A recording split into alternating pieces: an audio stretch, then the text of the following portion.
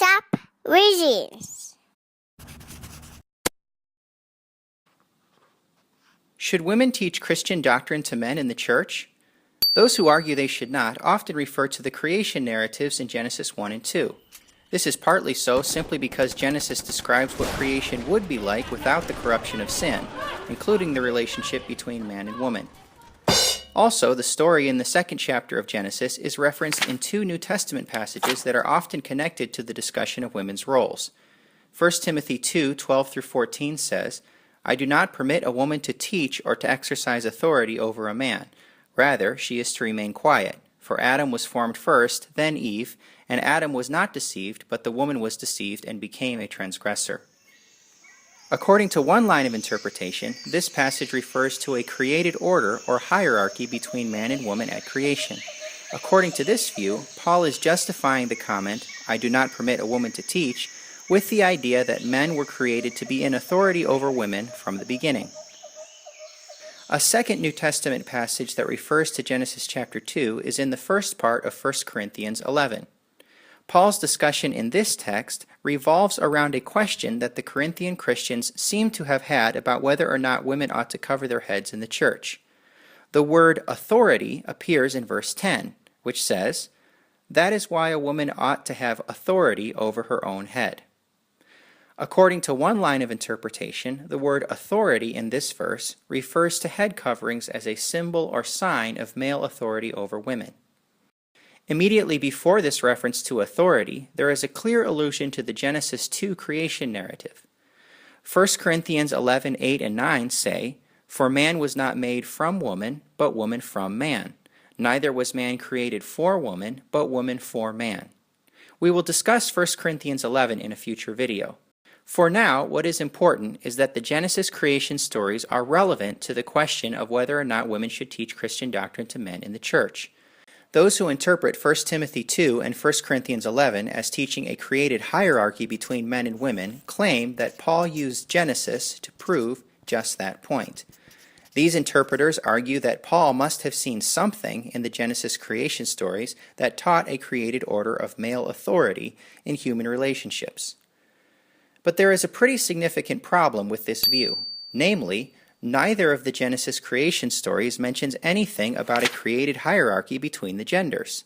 In fact, it can be argued that a more natural reading of Genesis emphasizes the equality of male and female in their authority as human beings in God's creation. The best way to observe this is to look at the whole text itself. Let's start with Genesis 1. "Then God said, 'Let us make man in our image, after our likeness, and let them have dominion over the fish of the sea, and over the birds of the heavens, and over the livestock, and over all the earth, and over every creeping thing that creeps on the earth.' So God created man in his own image. In the image of God he created him. Male and female he created them. And God blessed them, and God said to them, 'Be fruitful and multiply, and fill the earth, and subdue it, and have dominion over the fish of the sea, and over the birds of the heavens, and over every living thing that moves on the earth.' And God said, 'Behold, I have given you every plant yielding seed that is on the face of the earth, and every tree with seed in its fruit. You shall have them for food.'" Upon reading, one can immediately see that, first, male and female together comprise the image of God. Second, there are no differences between the spheres of authority that God gives to male and female. None whatsoever. Both are given dominion over the whole of creation. There is no distinction with regard to authority. Third, there are no differences between the responsibilities that God gives to the male and female. Both are told to be fruitful, to multiply, and to fill the earth. Fourth, there are no differences between the gifts that God gives the male and the female. Both are given freedom to partake of the earth's fruit. Given the conciseness of the Genesis stories, it would have been difficult for the author of Genesis to more clearly state the equality of male and female in terms of authority at creation. In any case, Genesis 1 cannot be used to support a notion of God-ordained male authority over women. But what about Genesis 2? In Genesis 2, God creates the man first. The question is, does this signify male authority? Not necessarily. It would seem strange, in fact, to conclude merely from the chronological order in which the parts of creation appear that whatever is created later has authority over the things created beforehand. After all, in Genesis 1, the animals are created before human beings. Yet clearly, God gives human beings dominion and responsibility over the animals. If anything, it would seem that the sequence of creation in Genesis 1 is from least to greatest, not the other way around. There, the human being is the crown of creation, not the most subordinated part, and this is highlighted by the fact that humanity was created last, not first.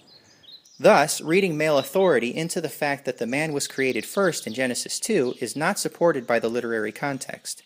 In order to discern whether or not man was created to be woman's authority, it is necessary to observe what the text clearly states about their relationship. In light of what we observe in Genesis 1, we would expect to find in chapter 2 that male and female are equal partners in the stewardship of creation. Also, we would expect to find no references to male authority in the text. Is this what we find? Yes, it is. References or even hints at male authority are absent in Genesis 2. Further, based on what the text says, there is very good reason to conclude that male and female possessed equally shared authority in the beginning. Verse 18 says, "Then God said, 'It is not good that the man should be alone. I will make him a helper fit for him.'" When we hear the word helper in English, it might sound to us like it's referring to a servant, or a sidekick, or an assistant. But in Hebrew, this is not the case. The Hebrew word used here, etzer, means a powerful helper upon whom another person depends. In several contexts in the Old Testament, this word could be translated deliverer or savior. In fact, this word is used more of God than of anyone else in the Old Testament. Further, the woman is called a helper fit for the man. Again, the Hebrew term translated fit here does not imply subordination. Instead, it means something like corresponding to or opposite of.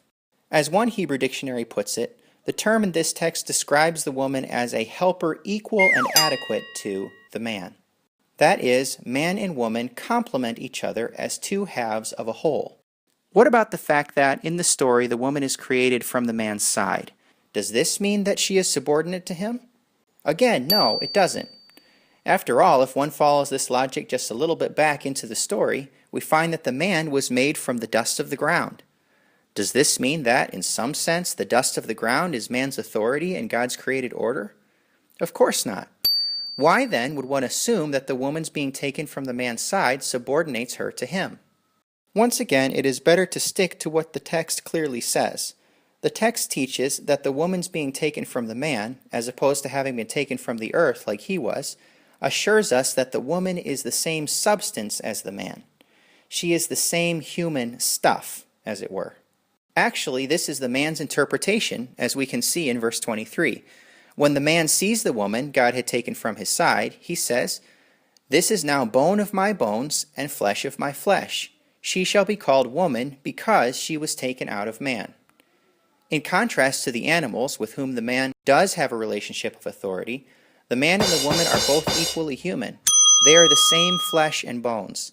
There is no indication in the text that the man saw himself as the woman's authority simply because she was made from his body. The Apostle Paul made another point to the Corinthian Christians that corroborates this first man's interpretation. It seems that the Christians at Corinth were making too much of the woman's being taken out of man in the creation story. In response, Paul writes in 1 Corinthians 11 and 12, "Nevertheless, in the Lord, woman is not independent of man, nor man of woman. For as woman was made from man, so man is now born of woman, and all things are from God." It is difficult to imagine how Paul could have been more clear. In the Lord, both man and woman are equally from God, and they should see themselves as created equally from and for each other. Every now and then, someone will suggest that the fact that the man named the woman in Genesis shows that he is in authority over her. In response, it should be noted first that Adam does not name Eve until after the corruption of sin enters the world in chapter 3. In chapter 2, the man merely calls her woman, which is not a name, but simply the observation that she came out of the man. But in any case, even if the man had named the woman before human beings sinned, there would still be no basis for assuming that his doing so is due to his having authority over her. We know this because certain people in the Old Testament give names to God. Hagar, Abraham's Egyptian maidservant, for example, gives God the name El Roi, the one who sees, in Genesis chapter 17. Obviously, Hagar's naming God does not imply that she thought she was in authority over God. While it is true that some conquering kings in the Bible sometimes gave new names to their captors, like the Babylonian king Nebuchadnezzar did to Daniel and his three friends Hananiah, Mishael, and Azariah, not all naming in the Bible is based on authority relationships. Indeed, it would seem fundamentally misguided to use the relationship between a conqueror and his vanquished subjects as an analogy for understanding God's intent for the relationship between male and female. In conclusion, the Genesis creation stories do not preclude women's teaching men Christian doctrine in the church. In fact, a church that encourages men and women to share responsibilities in all areas, including in teaching, is faithfully reflecting God's created intent according to Genesis 1 and 2.